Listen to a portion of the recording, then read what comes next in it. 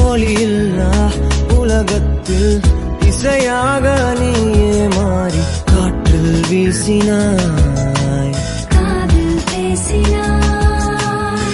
மொழியில்லா மௌனத்தில் விழியாலே வார்த்தை கோர்த்து கண்ணால் பேசினாய். 100 ஆண்டு